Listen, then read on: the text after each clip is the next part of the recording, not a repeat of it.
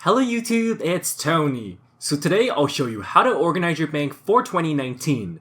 Now with the recent update for the Bank Rework, they added so many different features. Nowadays, it's important to organize your bank even though we have presets. Basically, you think of your bank like your desk, right? So honestly, it's up to you on whether you want to organize this or not. Here are the features when it comes to organizing your bank. The first and most important feature we have are bank tabs. You can create a bank tab by dragging items to a new tab, which you can have up to 15 tabs in total. Basically, it's used to categorize or separate items based on whatever category you feel it belongs to. So things like combat gear, skilling items, drops, etc. Nowadays, you can toggle either horizontal or vertical display, as well as the ability to create an icon for this or a name for each tab. The second feature we have are placeholders. You can automatically create a placeholder if you withdraw all the way to 0 by toggling this icon on the bottom right corner of the screen right beside the noted icon. Yeah, so this is one of the biggest features of the Bank Rework. For those who don't know what exactly a placeholder is, when you withdraw an item to 0, the placeholder will keep the slot instead. In the past, if you wanted to keep the slot, you had to buy 2 of each combat item. See, placeholders are really amazing when it comes to organization. This is exactly why many people wanted this. The third feature is that nowadays, withdrawing items will not move any item slot. Well, that is until you close the interface. If you have the placeholders toggled, then obviously closing the interface will still lock the items. And finally, the last feature we have are the item filters. You can choose between cleanup, member and non-member items, tradable and non-tradable items, and pretty much you can just look at the rest of the drop-down menu. So, here is how you save bank space.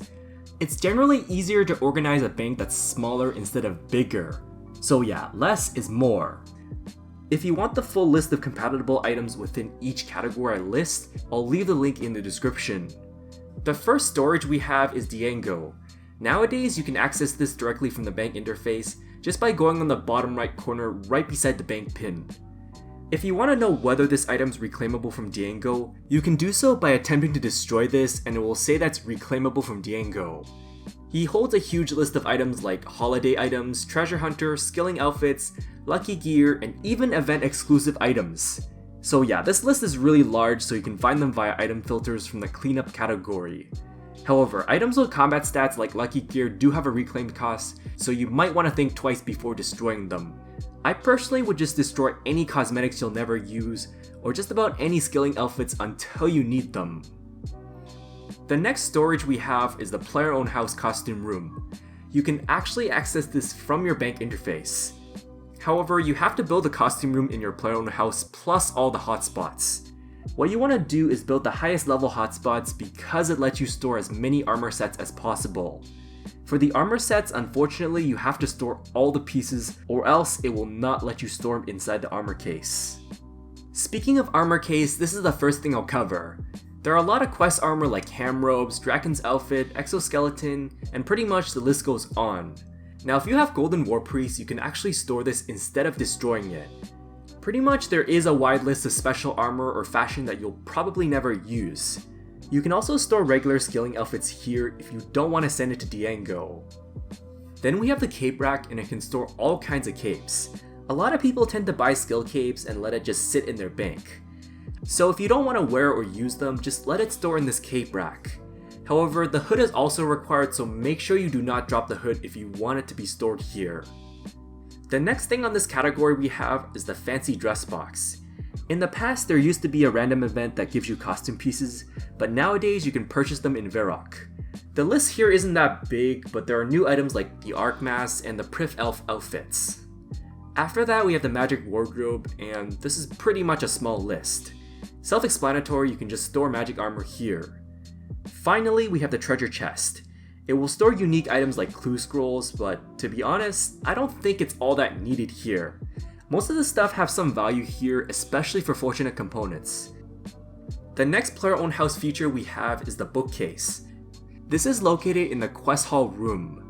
Unfortunately, you cannot access this from the bank interface. The bookcase itself can store all kinds of books, so all you need to do is just use the book on the bookcase in order to store this. Now a lot of times you'll get books from bosses like Nex or Magister, and this can be pretty annoying, especially if you set your loot beam to like 50k or something like that. Now if you were to store the books here, you'll never get them as a drop again. The next storage we have is the quest storage chest. It is located near the Varrock lodestone, and you can unlock this at the quest point shop. You have to choose what is called the hub track, which will cost you 150 quest points. It lets you store all kinds of quest items like keys, notes, or just about anything you'll never use again. Now unfortunately, the bank cleanup filter will not search this, so you're gonna have to manually find out which one belongs here. So there are a lot of untradable items you'll never end up using, and most of which are pretty much reclaimable or otherwise completely useless. You can actually talk to the wise old man in Draenor Village, and he can help you destroy some of the junk here. The Metal Bank. Ever since the mining and smithing rework, all kinds of ores and bars can be stored inside the Metal Bank. You can access this at any furnace or anvil, and it's actually synced across everywhere. If you want to store silver and gold bars and ores, this requires the family crest complete. So this is really simple. You can actually withdraw or deposit all of them even in noted form. Now when you're making anything that requires bars or ores at a furnace or anvil, it will automatically use them from the Metal Bank. You can also craft things like cannonballs and the jewelry crafting, so yeah, it is pretty amazing. With that being said, this is well worth storing because this can save a lot of bank space as it's extremely easy to access. In case you don't know already, we have the hidey holes for the clue scrolls. A lot of clue scrolls will require you to perform some sort of emote, which consists of specific items. Nowadays in RS3, we have hidey holes. It will let you store in the corresponding location as well as the emote clue items. You can build each hidey hole by having nails and plank. Not only does it save a lot of bank space, but it also makes clue scrolls a lot easier and faster. Here are the list of item bags. First, we have the statue bag. Now, a lot of low-level accounts will get strange rocks, so you can pretty much store this in there. It will also store golden rocks as well. We also have the expert skill cape shard bag, and you can claim this free from DIANGO. After you reach level 99 in a certain skill, by randomly skilling in that skill, it will get you a shard. However, by having this bag even in the bank, it will automatically place the shard inside the bag. We also have the clue scroll carrier, and that will carry all 5 levels of clue scrolls and caskets. If you lose this item even in the wilderness, this is actually reclaimable and everything is kept. Then we have the totem bag, and this only affects people who have been to the Anachronia Island. And finally, we have the gizmo bag, which can store up to 20 gizmos. Last but not least, we have the high alch machine. Unfortunately, this requires 108 invention, but it will automatically high alch items for you. This actually earns more profit than selling the salvages itself, plus you don't have to manually alch this. So here are the other tips when it comes to saving bank space.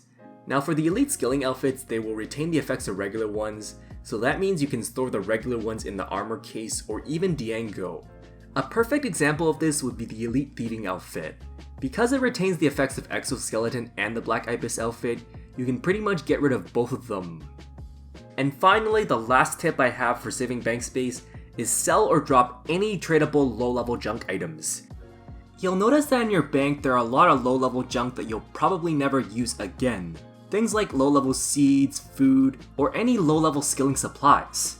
Also, if you have any lower level armor than God Wars Dungeon 1, don't be afraid to sell this away because you'll never need this again. Obviously, wilderness welfare gear is an exception to this rule. If you ever need this item again, you can simply buy this off the GE. However, it's a little hard for Iron Man to decide for this because they can't just get it back once they release this. Now that I've talked about how to save bank space, which bank tabs should you use? How you want to categorize your tabs is completely based on your personal preference as well as your playstyle. Some of these items may overlap each other as it might be difficult to choose whether you want to put it here or here. A good example of this would be magic logs. Do you want to put it in your loot tab or do you want to put in your skilling items?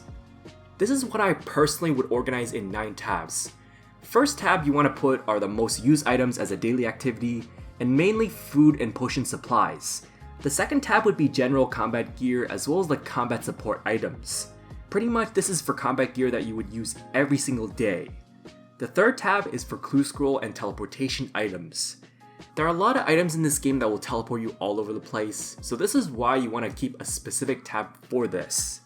The next tab we have are the general skilling items in the urns, so if you have any skilling supplies that you don't want to sell, then just keep it here.